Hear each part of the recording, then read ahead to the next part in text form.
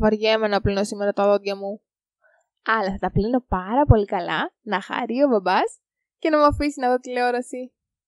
Θέλω τόσο να δω τηλεόραση, βαριέμαι σήμερα, τι άλλο να κάνω. Αλλά πρέπει να τον ρωτήσω πρώτα. Θυμώνει αν δεν τον ρωτάω. Δεν θέλει να βλέπω πολύ τηλεόραση. Μπαμπά, θέλω να σε ρωτήσω κάτι πολύ πολύ σημαντικό. Μπαμπά. Έλα Γιώργο, τι θέλεις, τι έγινε? Να, ξέρεις τι, πρέπει να σου πω ότι έπλυνα τα δόντια μου πάρα πολύ καλά. Πολύ πολύ καλά, αλήθεια. Και τώρα ξέρεις τι θέλω λίγο να δω τηλεόραση. Για λίγο, όχι πολύ. Μπορώ, σε παρακαλώ. Γιώργο, τέλος πάντων, δεν μου αρέσει να βλέπεις πολύ τηλεόραση γιατί το έχεις παρακάνει τώρα τελευταία και θα προτιμούσα να διαβάσεις λίγο, αλλά εντάξει, δεν πειράζει. Σε ευχαριστώ μπαμπά, σε ευχαριστώ πολύ. Ναι, ξέρω, δεν έχω διάβασμα για το σχολείο. Τέλεια, χαίρομαι πολύ, πάρα πολύ που μ' άφησε ο μπαμπάς από τηλεόραση. Ελπίζω να έχει το αγαπημένο μου πρόγραμμα. Μα τι έπαθε, άλλο και τούτο. Γιατί δεν ανοίγει, τι συνέβη? Λες να έχει κάτι το ρεύμα, λες να μην έχει ρεύμα. Να έχει κάτι άλλο με το ρεύμα, τι έγινε? Κοίτα να δεις τώρα. Τώρα που μπορώ να δω τηλεόραση, δεν έχει ρεύμα. Τι να κάνω? Αμάν πια. Τι ατυχία κι αυτή σήμερα. Καλύτερα να πάω να δω τι θα γίνει. Θα πάω να ζητήσω βοήθεια από τον μπαμπά. Αν και μάλλον θα χαρεί που δεν μπορώ να δω τηλεόραση και θα μου πει να διαβάσω. Αλλά δεν έχω διάβασμα. Μπαμπά, ξέρεις τι, κάτι έχει πάθει τηλεόραση και δεν ανοίγει. Βοήθησέ με σε παρακαλώ, μπορεί να μην έχει ρεύμα. Βοήθησέ με. Γιώργο, δεν πειράζει. Αφού δεν λειτουργεί η τηλεόραση, ακόμα καλύτερα.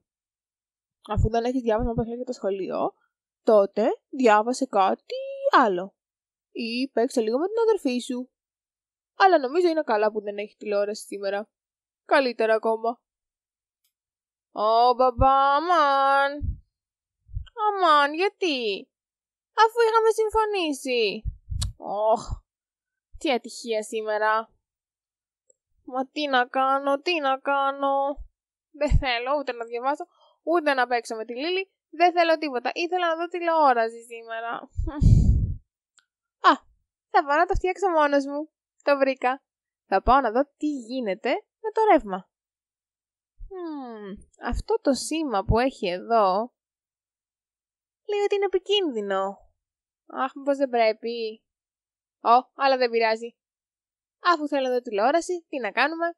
Θα προσπαθήσω να προσέχω όσο περισσότερο γίνεται. Ελπίζω να μην είναι κλειδωμένο. Λες να είναι κλειδωμένο, να μην μπορέσω να το ανοίξω? Τέλεια.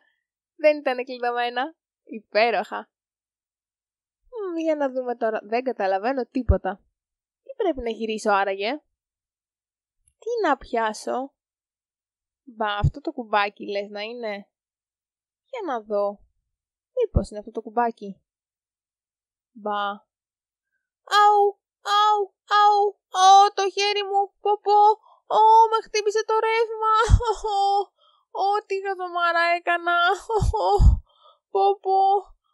Μπαμπά, πρέπει να σου πω κάτι. Το χέρι μου πονάει πάρα πολύ.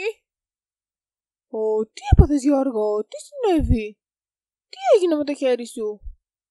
Να ξέρεις, ήθελα να φτιάξω λίγο το ρεύμα και πήγα στον πίνακα και με χτύπησε το ρεύμα και τώρα πονάει πολύ. Πάρα πολύ βρε μπαμπά, τι να κάνω? Γιώργο, δεν έπρεπε να το κάνεις αυτό. Είσαι τυχερός που δεν έπαθες τίποτα πολύ χειρότερο. Για να δω. Εντάξει, αν δεν πονάει πολύ το χέρι σου, τότε είσαι μια χαρά, μην ανησυχείς. Μπορείς να πας πάνω στο δωμάτιό σου και να είσαι με την ησυχία σου να παίξεις. Δεν πονάω, εντάξει. Άρα μάλλον δεν ήταν σοβαρό. Αλλά αυτό σημαίνει ότι πάλι δεν μπορώ να δω τηλεόραση, τι χαζή μέρα είναι αυτή σήμερα. Αμάν πια. Αμάν. Χαζή μέρα σήμερα. Λοιπόν φίλοι μου, αυτό ήταν και για σήμερα. Αν σας άρεσε το επεισόδιό μας, κάντε like και φυσικά μοιραστείτε το με τους φίλους σας.